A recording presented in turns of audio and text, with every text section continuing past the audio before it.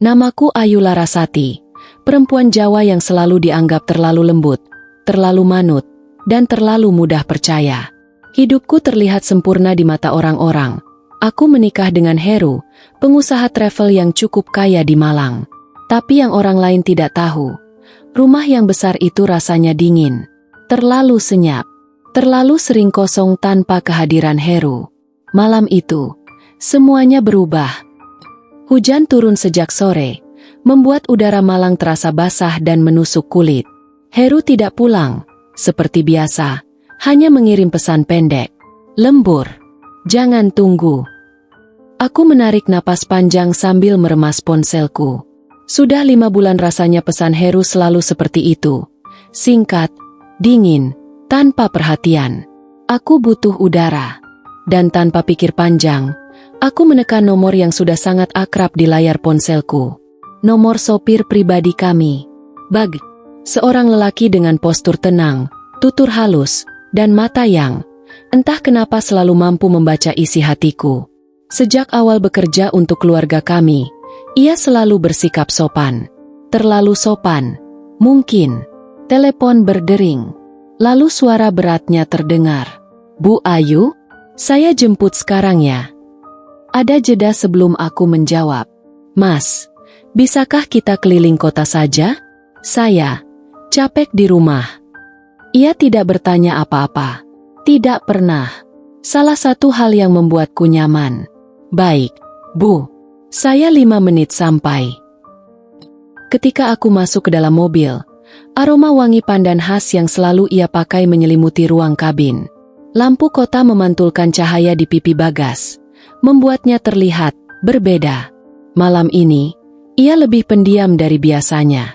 Mas Bagas, aku membuka suara. Pernah merasa kesepian? Ia menoleh sekilas, senyumnya tipis. Semua orang pernah kesepian, Bu. Bahkan orang yang kelihatannya paling kuat.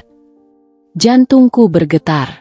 Entah kenapa kalimat itu terasa menamparku. Mobil melaju pelan melewati jalan ijen yang basah. Hujan masih turun tipis.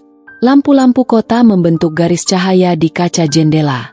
Rasanya damai, tapi juga membuat hatiku semakin berat. Heru lembur lagi? Tanya Bagas pelan. Aku mengangguk. Aku sudah tidak yakin, apakah dia lembur, atau sekadar tidak ingin pulang. Bagas menggenggam setir lebih kuat. Rahangnya mengeras. Bapak mungkin sedang banyak pekerjaan. Aku tertawa pahit. Mas Bagas, kamu tidak pernah bohong, kan? Ia terdiam lama. Sangat lama. Sampai-sampai aku mulai menyesal bertanya. Lalu ia menjawab lirih. Saya tidak ingin menyakiti ibu. Itu saja. Dan entah bagaimana, kata-kata itu membuat dadaku seperti ditarik sesuatu. Rasa yang tidak seharusnya ada. Rasa yang tidak boleh tumbuh. Rasa yang sudah lama ku pendam. Tetapi malam itu, mulai bergerak mencari celah. Hujan semakin deras ketika kami berhenti di bawah pohon beringin besar dekat pasar Oro-Oro-Dowo. Tempat yang biasanya ramai, tetapi malam itu sunyi. Aku menggigit bibir, berusaha mengendalikan suara. Mas, kalau aku cerita sesuatu, kamu janji tidak akan menjauh. Mata Bagas menatapku lama, dalam, seperti sedang mencari kebenaran yang tidak berani ia ungkapkan. Saya tidak pernah menjauh dari ibu. Suaranya gemetar. Justru itu masalahnya. Dadaku berdebar. Kencang. Sangat kencang. Mas, maksudmu apa? Ia menelan ludah, lalu berkata dengan suara yang hampir berbisik. Susah bagi saya, Bu, bekerja dekat dengan seseorang yang saya hargai lebih dari seharusnya. Aku mematung. Mobil terasa begitu sempit. Nafasku tercekat. Dunia seolah berhenti. Untuk pertama kalinya, aku melihat perasaan di matanya. Dan itu bukan perasaan seorang sopir. Itu perasaan seorang lelaki yang mencoba bertahan. Itulah malam ketika semuanya dimulai. Malam ketika batas itu mulai kabur. Malam ketika rahasia, yang kelak membuat satu kota heboh, mulai terukir di dalam mobil itu. Aku tidak tahu bahwa keputusan kecil malam itu akan membawa hidupku ke pusaran skandal yang tidak pernah kubayangkan. Dan semuanya berawal dari satu kata. Tetaplah di sini, Mas. Temani aku. Setelah malam itu, sikap kami berubah, pelan, tapi pasti. Bagas mulai sering menanyakan kabarku. Aku mulai sering menunggu kehadirannya. Dan tanpa kusadari, senyumnya menjadi hal yang kutunggu setiap pagi. Hingga suatu sore, ketika rumah terasa terlalu sunyi, aku duduk di teras sambil memandangi hujan yang turun. Bagas datang membawa payung.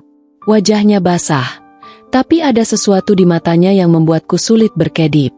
Ada yang ibu pikirkan? Tanyanya. Aku menghela napas. Mas, pernah tidak merasa hidupmu diremehkan? Ia menatapku dalam. Saya dulu sopir truk. Banyak orang meremehkan. Tapi saya hidup untuk orang yang membuat saya bertahan. Dan itu siapa? Tanyaku dengan suara yang terlalu pelan untuk seorang istri orang lain. Ia terdiam. Payung di tangannya meneteskan air. Angin dingin menerpa wajahku. Lalu Bagas menjawab pelan. Orang itu ada di depan saya sekarang. Aku membeku. Sebelum aku bisa berkata apapun, suara klakson terdengar dari gerbang. Mobil Heru masuk. Kami langsung menjauh. Bagas mundur beberapa langkah. Sikapnya kembali menjadi sopir yang patuh. Dan Heru turun dari mobil dengan wajah letih. Atau mungkin itu wajah seseorang yang menyembunyikan sesuatu. Bagas, katanya ketus. Besok antar saya ke Surabaya jam 4 pagi. Baik, Pak. Aku tersenyum pada Heru, meski rasanya pahit. Karena saat aku menatapnya, aku mencium aroma parfum wanita lain. Wangi yang tidak pernah kugunakan. Itulah pemicu sesungguhnya. Malam itu aku duduk sendirian di kamar dan berkata dalam hati, kalau dia tak peduli pada pernikahan ini, mengapa hanya aku yang harus bertahan? Dan tanpa kusadari, aku mulai membuka pintu untuk Bagas masuk lebih dalam kehidupku. Hari itu hujan turun deras. Aku duduk di kursi belakang mobil saat Bagas menghentikan kendaraannya di sebuah spot yang sepi di kawasan Batu. Kabut turun pelan, seperti menutupi dunia hanya untuk kami berdua. Bu, ibu kelihatan sangat lelah, katanya sambil menatapku melalui kaca spion. Aku hanya menunduk, tak sanggup berkata apa-apa. Boleh saya bicara jujur? Suara Bagas pelan. Saya benci melihat ibu menangis, tapi saya juga tidak bisa pura-pura tidak peduli. Aku menatapnya. Tatapan kami bertemu dalam kabin yang remang-remang. Ada sesuatu yang runtuh di dalam diriku. Aku meraih tangannya. Ia terkejut, tapi tidak menariknya. Mas, aku capek sendirian. Bagas berpindah ke kursi belakang. Kami duduk berhadapan, sangat dekat. Hanya suara hujan yang memisahkan kami dari dunia luar. Ayu. Ia memanggil namaku untuk pertama kalinya. Bukan, Bu. Suara itu membuat lututku lemas. Aku tidak ingin menyakitimu, katanya gemetar. Tapi aku tidak bisa lagi berpura-pura. Dan saat ia menyentuh pipiku, dunia seperti berhenti. Hanya ada dua manusia yang sama-sama hancur dan saling menjadi tempat pulang. Kami saling merangkul, saling mencari kehangatan.